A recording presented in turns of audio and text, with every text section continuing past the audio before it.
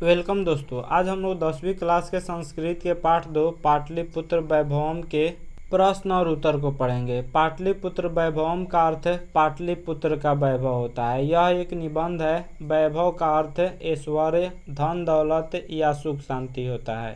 तो इस पाठ के लघु उत्तरीय प्रश्न उत्तर को पढ़ेंगे, जिसका जवाब 20 से 30 शब्दों में देना होता है। प्रत्येक प्रश्न 2 अंक का होता है। 10वीं क्लास के बोर्ड एग्जाम में 16 क्वेश्चन होते हैं लघु उत्तरीय, उसमें से 8 ही का जवाब देना होता है। जो किताब से क्वेश्चन पूछा जाता है वह सब क्वेश्चन हिंदी में पूछा जाता है। पहले संस्कृत में पूछा जाता था, लेकिन अब संस्कृत हटा दिया गया है। अब हिंदी में ही प्रश्न पूछा जाता है और हिंदी में ही उसका उत्तर देना होता है। तो चलते हैं प्रश्न की ओर। पहला प्रश्न है, पटना के मुख्य दर्शनीय स्थलों का उल्लेख करें। यह 2018 के एनुअल एग्जाम में तथा 2020 के एनुअल एग्जाम के सेकेंड सीटिंग में पूछ दिया हुआ है। इसका उत्तर होगा संग्रहालय, उच्च न्यायालय, सचिवालय, गोलघर, तारामंडल, जैविक उद्यान, मौर्य कालिक अवशेष, महावीर मंदिर, गुरुद्वारा आदि पटना के मुख्य दर्शनीय स्थल हैं। अगला प्रश्न है, पाटलिपुत्र शब्द कैसे बना। तो इसका उत्तर होगा पाटलिपुत्र शब्द गुलाब फूलों के नाम का आश्रय लेकर रखा गया, ऐसा पुतलिका रचना में वर्णित है। पाटली ग्राम ही आगे चलकर पाटलिपुत्र नाम से प्रसिद्ध हुआ। कुछ प्राचीन संस्कृत ग्रंथों एवं पुराणों में पाटलिपुत्र का दूसरा नाम पुष्पुर, कुसुमपुर प्राप्त होता है। अगला प्रश्न है, सिख संप्रदाय के लोगों के लिए पटना नगर क्यों महत्वपूर्ण है। यह 2013 के एनुअल एग्जाम में पूछ दिया हुआ है। अथवा यह भी क्वेश्चन हो सकता है कि पटना का गुरुद्वारा किसके लिए और क्यों प्रसिद्ध है। 3 वाक्यों में उत्तर दें। यह 2014 के कंपार्टमेंटल एग्जाम में पूछ दिया हुआ है। इसका आंसर होगा सिख संप्रदाय के लोगों के लिए पटना नगर में पूजनीय स्थल अवस्थित है। यहाँ उनके 10वें गुरु गोविंद सिंह का जन्म स्थान है। सिख संप्रदाय के 10 गुरु आए, जिसमें पहला गुरु नानक थे और अंतिम गुरु गोविंद सिंह थे। गुरु गोविंद सिंह का जन्म पटना में हुआ था, इसलिए यह स्थल पूजनीय स्थल है। पटना में जहाँ पे गुरु गोविंद सिंह का जन्म हुआ था, वह स्थल गुरुद्वारा के नाम से जाना जाता है। दुनिया भर के सिख श्रद्धालु यहाँ पे घूमने के लिए आते हैं। अगला प्रश्न है, प्राचीन ग्रंथों में पटना के कौन कौन से नाम मिलते हैं। यह 2018 में पूछ दिया हुआ है। इसका उत्तर होगा प्राचीन ग्रंथों में पटना के नाम पुष्पुर, कुसुमपुर, पाटलिपुत्र आदि मिलते हैं। अगला प्रश्न है, कवि दामोदर गुप्त के अनुसार पाटलिपुत्र कैसा नगर है। अथवा दामोदर गुप्त ने पटना के संबंध में क्या लिखा हुआ है। 2018 के कंपार्टमेंटल एग्जाम में पूछ दिया हुआ है। दामोदर गुप्त कवि ने ही कूटनिमित्ताख्य काव्य की रचना किए हुए हैं और उसमें लिखते हैं, अस्ति महितल तिलकम सरस्वती कुलगिरिहम महानगरम नामना पाटलिपुत्रम परिभूत पुरंदर स्थानम। यानी वह कहते हैं कि इंद्रलोक जैसा पाटलिपुत्र है, जहाँ शिक्षा का भंडार है। तो इसका उत्तर होगा कवि दामोदर गुप्त के अनुसार पाटलिपुत्र यानी पटना महानगर पृथ्वी पर बसे नगरों में श्रेष्ठ है। यहाँ विद्वान लोग बसते हैं। कवि ने इस महानगर की तुलना इंद्रलोक से की है। अगला प्रश्न है, कौन कौन से विदेशी यात्री पटना आए थे। तो इसका उत्तर होगा मेघास्तनीज, फैयान, हुएनसांग तथा इत्सिंग आदि विदेशी यात्री पटना आए थे। अगला प्रश्न होगा, चंद्रगुप्त मौर्य तथा अशोक के समय पाटलिपुत्र कैसा नगर था। इसका उत्तर होगा चंद्रगुप्त मौर्य के समय पाटलिपुत्र की रक्षा व्यवस्था काफ़ी मजबूत थी। यह सुंदर नगर था। अशोक के शासनकाल में इस नगर का वैभव और अधिक समृद्ध था। अगला प्रश्न है, पाटलिपुत्र के प्राचीन महोत्सव का वर्णन करें। इसका उत्तर होगा पाटलिपुत्र में शरत काल में कौमुदी महोत्सव बड़ी धूमधाम से मनाया जाता था। सभी नगरवासी आनंद मग्न हो जाते थे। इस समारोह का विशेष प्रचलन गुप्त वंश के शासनकाल में था। आजकल जिस तरह दुर्गा पूजा मनाई जाती है, उसी प्रकार प्राचीन काल में कौमुदी महोत्सव मनाया जाता था। आजकल जिस तरह दुर्गा पूजा के अवसर पर पाटलिपुत्र अर्थात पटना में बहुत भीड़ देखने को मिलता है, बहुत बड़ा समारोह का आयोजन होता है, उसी तरह शरत काल में गुप्त वंश के शासनकाल में कौमुदी महोत्सव बड़ी धूमधाम से मनाया जाता था। उस समय सभी नगरवासी आनंदमग्न होते थे। जिस तरह आज दुर्गा पूजा के अवसर पर सभी वहां के नगरवासी आनंदमग्न होते हैं, उसी तरह उस समय भी कौमुदी महोत्सव के अवसर पर वहां के निवासी आनंदमग्न होते थे।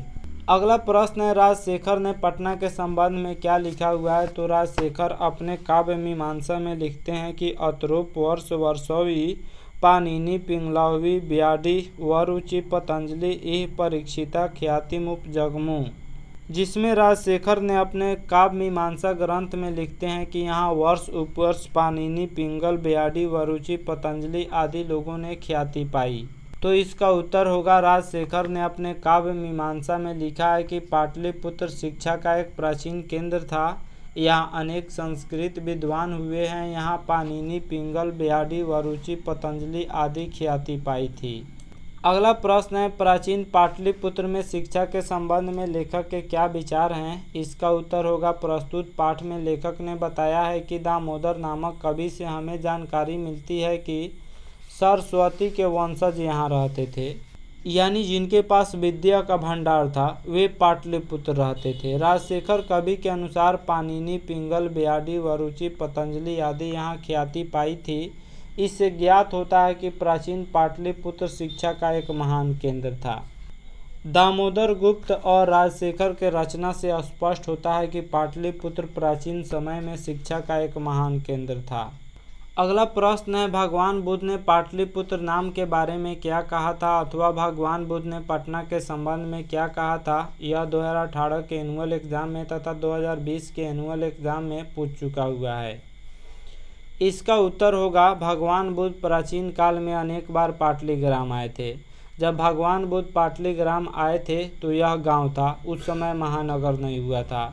यहाँ आकर इस गांव के महत्व को बढ़ाया था और उसी समय उन्होंने कहा था यह गांव कालांतर में यानी कुछ समय बाद एक दिन महानगर होगा, परंतु यह नगर को आग, जल और कलह के भय से हमेशा घिरा होगा।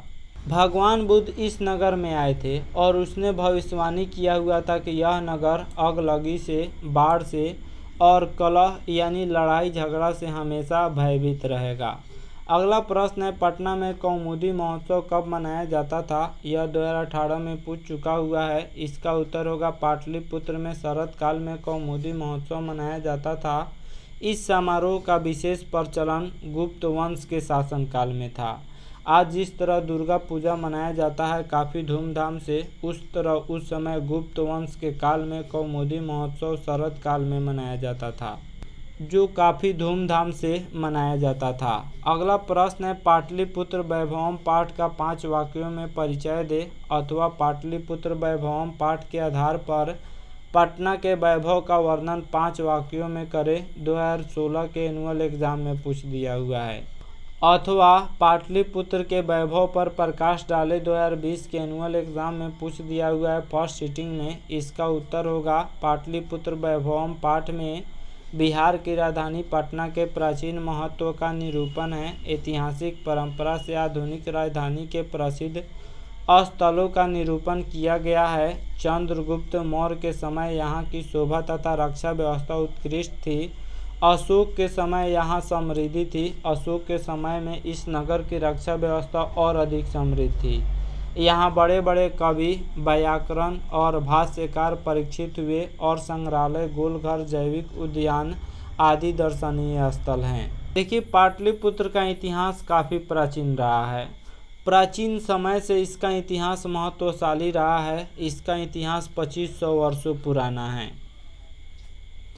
चंद्रगुप्त मौर्य के समय में इस नगर का रक्षा व्यवस्था उत्कृष्ट थी, लेकिन अशोक के समय में इस नगर की रक्षा व्यवस्था और अधिक उत्कृष्ट थी। मध्यकाल में यह नगर जो है काफ़ी जीर्णशीर्ण रहा। इसका विकास न के बराबर हुआ। उसके बाद मुगल वंश आए तो इस नगर का विकास हुआ। फिर उसके बाद अंग्रेज आए तो और इस नगर का विकास हुआ, और आज इस नगर का विकास होता जा रहा है। यहाँ पे बड़े बड़े कवि जैसे पाणिनि, पिंगल, ब्याडी, वरुचि, पतंजलि इन लोगों ने ख्याति पाई। यहाँ संग्रहालय, गोलघर, चिड़ियाघर, जैविक उद्यान, सचिवालय यह सब दर्शनीय स्थल है। गुरुद्वारा भी दर्शनीय स्थल है। अगला प्रश्न है, पाटलिपुत्र नगर के वैभव का वर्णन करें। यह बहुत बार पूछा जा चुका है। इसका उत्तर होगा, पाटलिपुत्र प्राचीन काल से ही अपने वैभव परंपरा के लिए विख्यात रहा है। विदेशी यूनानी लोगों ने आकर अपने संस्मरणों में यहाँ की अनेक उत्कृष्ट संपदाओं का वर्णन किया है। मेगास्थनीज ने लिखा है कि चंद्रगुप्त मौर्य काल में यहाँ की शोभा और रक्षा व्यवस्था अति उत्कृष्ट थी। अशोक काल में यानी अशोक के समय में यहाँ निरंतर समृद्धि रही, यहाँ का विकास होता रहा। कवि राजशेखर ने अपनी रचना काव्य मीमांसा में ऐसी ही बात लिखी है कि यहाँ बड़े बड़े कवि, व्याकरण, भाष्यकार परीक्षित हुए। आज पाटलिपुत्र नगर पटना नाम से जाना जाता है, जहाँ संग्रहालय, गोलघर, जैविक उद्यान इत्यादि दर्शनीय स्थल है। इस प्रकार पाटलिपुत्र प्राचीन काल से आज तक विभिन्न क्षेत्रों में वैभव धारण करता रहा है, जिसका संकलित रूप संग्रहालय में देखने योग्य है। प्राचीन काल से आज तक पाटलिपुत्र विभिन्न क्षेत्रों में वैभव धारण किए हुए है, जो एक संग्रहालय के समान है। पाटलिपुत्र जाइएगा तो उसका इतिहास स्पष्ट दिखाई देगा। वह प्राचीन को आज भी संजोए हुए रखा है। तो 13 नंबर पाठ का उत्तर यह है और 14 नंबर पाठ का उत्तर यह है। दोनों में कोई खास अंतर नहीं है, दोनों का अर्थ एक ही है। उसमें है 5 वाक्यों में उत्तर दें और इसमें है पाटलिपुत्र नगर के वैभव का वर्णन करें। अगर 5 वाक्य में कहेगा तो 5 वाक्य में लिखेंगे, अगर वैभव कहेगा तो उसको थोड़ा बढ़ा देंगे। अगला प्रश्न है, लेखक पाटलिपुत्र वैभवम पाठ से हमें क्या संदेश देना चाहते हैं। इसका उत्तर होगा, लेखक का कहना है कि प्राचीन काल में पाटलिपुत्र एक महान नगर था, जहां शिक्षा, वैभव और समृद्धि थी। मध्यकाल में इसकी स्थिति ठीक नहीं थी। मध्यकाल में पाटलिपुत्र 1000 वर्षों तक जीर्णशीर्ण रहा। मुगल काल में इस नगर का पुनः उद्धार हुआ, फिर से विकास हुआ तथा अंग्रेज के शासन काल से लेकर वर्तमान में इस नगर का अत्यधिक विकास हो रहा है। इस तरह से इस पाठ में पाटलिपुत्र के वैभव के बारे में, उसके स्वर, सुख, शांति, धन दौलत के बारे में, शिक्षा के बारे में बताया गया है। पाटलिपुत्र का इतिहास प्राचीन काल से आज तक गौरवशाली रहा है। तो ये था पाटलिपुत्र वैभवम के प्रश्न उत्तर। आशा करता हूँ यह वीडियो आप सब किसी को काफ़ी पसंद आया होगा। हमारे चैनल को सब्सक्राइब करें, इस वीडियो को लाइक करें तथा अधिक से अधिक शेयर करें। Thanks for watching my video.